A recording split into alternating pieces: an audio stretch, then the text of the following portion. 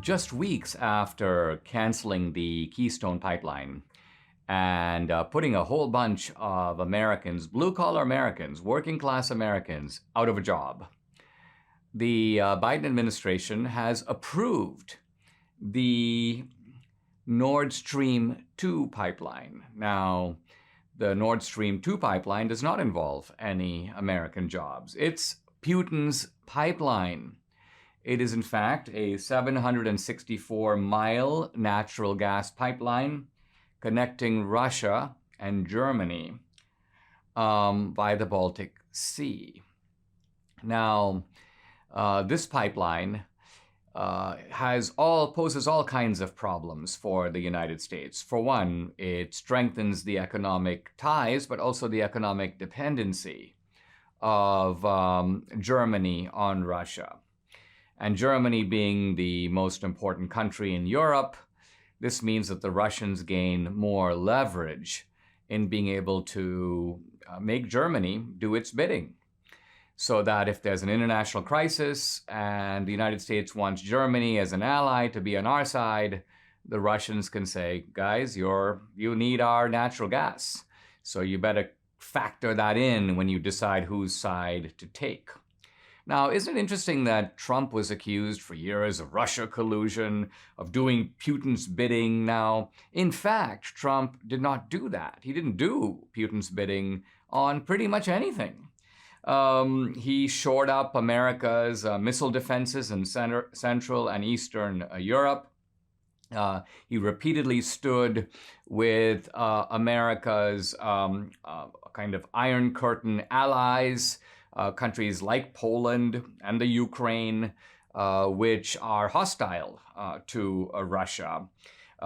He pulled the United States out of the so-called INF, or Intermediate Range Nuclear Forces Treaty, which was something that Russia wanted to continue. So with Trump, you don't have any policy backing for the idea that this guy was Putin's puppet, even though the media kept repeating that slogan again and again for years.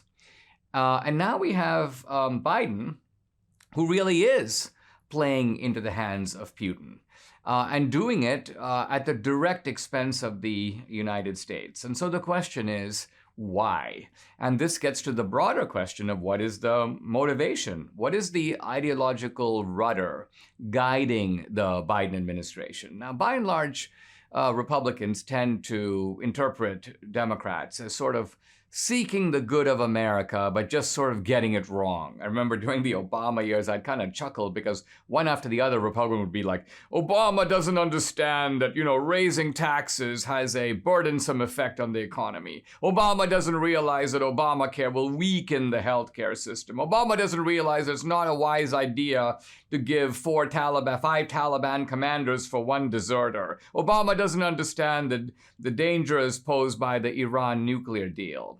Now, all of this, I call it the slow learner Obama theory, doesn't really square with the facts. In fact, Obama understood those things. That's why he was doing them. He wanted to weaken the United States. He wanted to take America down a notch in the world. And he did.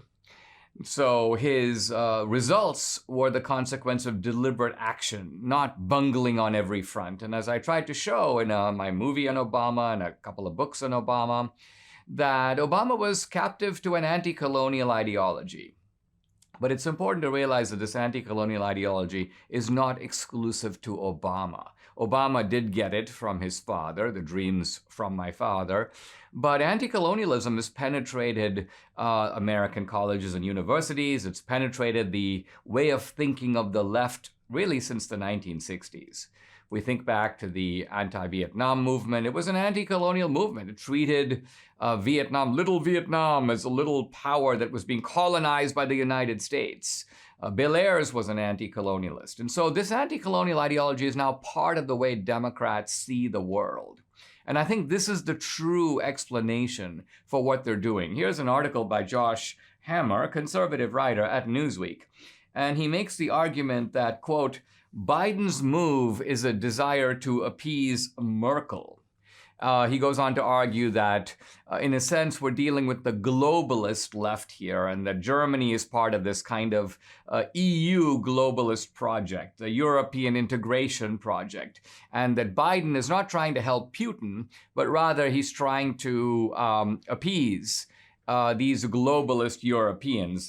He says the modern Democratic Party is very much a part of that globalist left. But I think that this is at best an incomplete part of the picture. The other part of the picture is that Biden, in the anti-colonialist mode, is weakening America's standing in the world. He is giving ground in the way that only Democrats know how to do to America's very sullen and determined adversaries, people like Putin, who have no trouble recognizing their own country's national interests. And so it is not in the end Trump who is the colluder, who is the appeaser, who is Putin's puppet. It turns out that when it comes to actual policy, the real culprit is Biden.